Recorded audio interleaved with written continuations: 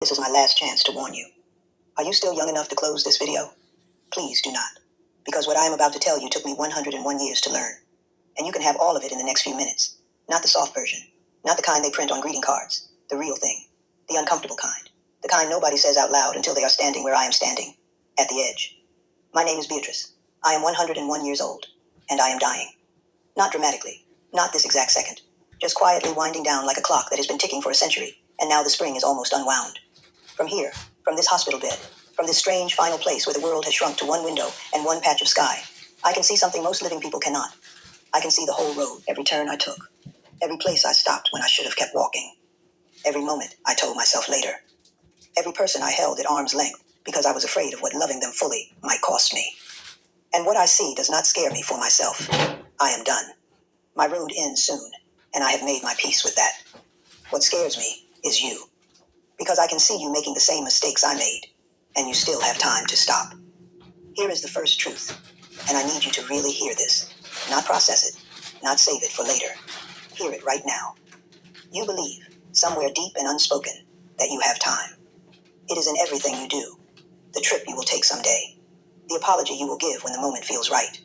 The real life you will start once the next thing falls into place. The person you will become when you finally lose the weight, get the promotion, pay off the debt, fix the relationship. You believe time is yours, a resource you can spend later when it is more convenient. It is not. Time was never yours. It was only lent to you.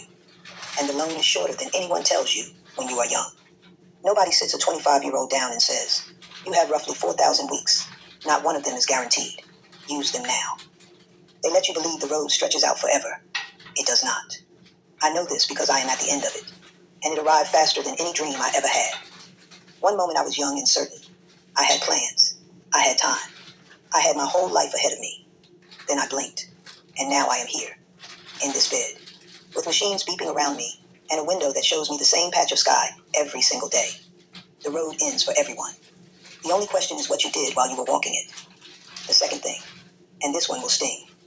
You are living your life for people who are not watching. I spent decades carefully managing how I appeared. Careful about what I said. What I wore. What I chose. What I admitted wanting. I was performing a life for an audience that was entirely distracted performing their own. Nobody was watching. They never were. The judgment you fear is a ghost. It has no hands. It cannot hold you unless you give it permission. And you have been giving it permission for years. Letting it talk you out of things. Letting it convince you that staying small is safer than being seen. It is safer. You are right about that.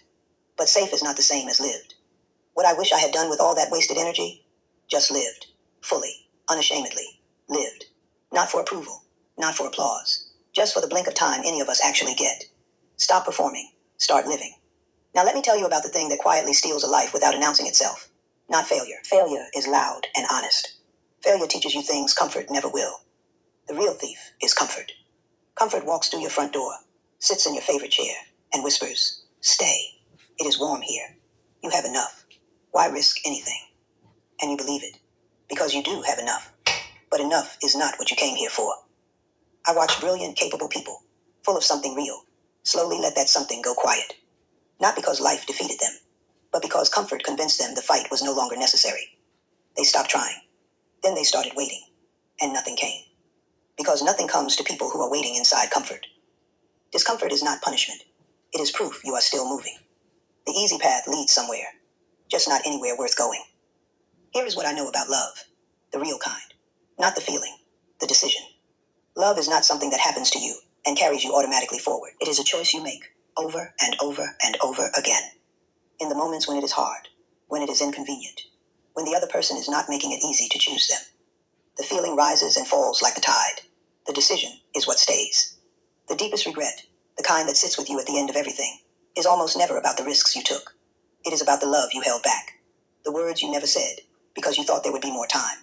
The people you kept at a careful distance because you were protecting yourself from something that, looking back now, was never the threat you imagined. I loved a man named Edward for 43 years, and I held back parts of myself the entire time. Not because he did not deserve them, but because I was afraid. Afraid of being too much. Afraid of needing too much. Afraid of showing him the parts of me I thought were ugly, or weak, or broken. He died 16 years ago, and I never told him half of what I felt. I thought I had time. I thought there would be a moment when it felt safe enough, when I felt brave enough. That moment never came, and now he is gone. and I carry the weight of everything I did not say. Do not do what I did. Say what needs to be said, right now. Not in a text, not in a message. Out loud, today. Because I am the living proof that later is a lie, and one day it simply stops being available. I want to talk about your ego, because it has been running your life, and it does not deserve that power. The ego tells you not to ask for help because it looks weak, not to apologize because that looks like losing, not to love openly in case it is not returned, not to try new things because failure would be embarrassing. The ego is wrong, every single time. Every connection I treasure, every real moment of peace I ever felt, came from putting the ego down, from saying out loud, I do not know. I was wrong. I am sorry. I need help. I love you. Those are not the words of a weak person. Those are the words of someone who stopped wasting energy on performance and started spending it on what is real. That is the only courage that truly matters. The quiet kind. The kind that costs your pride and gives you back your life. Every morning you wake up, something has happened that is not small. You got another one. I know what it means to have fewer mornings than you can count on one hand. I have outlived nearly everyone I ever loved. My husband, my siblings, most of my friends, 2 of my children. The distance between waking up and not waking up is not as wide as youth makes you believe. So here is what I am asking. Not someday, not when things settle. Today. Tell someone you love them, out loud, with your whole self. Do the thing you have been postponing for a reason that, if you wrote it down honestly, you would be embarrassed to read. Forgive someone, not for them, for yourself. Because carrying that weight is costing you more than you know. Stop waiting to feel ready. Ready is a story fear tells to keep you exactly where you are. Nobody who ever did something meaningful felt ready first. They moved, and the readiness came after. I spent my whole life waiting to feel ready. Ready to travel. Ready to write the book I always wanted to write. Ready to have the hard conversations. Ready to live the life I actually wanted, instead of the one I thought I was supposed to want. I never felt ready. So I never did most of it. And now I am out of time. You are not. I am 101 years old. I am in this bed. And I am not afraid of what is coming. But I am afraid, even now, that you will watch this, nod, close the tab, and return to what you were doing. That this will be one more thing you almost let change you. Let it change you. You are alive right now. Completely, fully, irreversibly alive. You have what I am running out of. You have today. And today, even if it is all you have, is not nothing.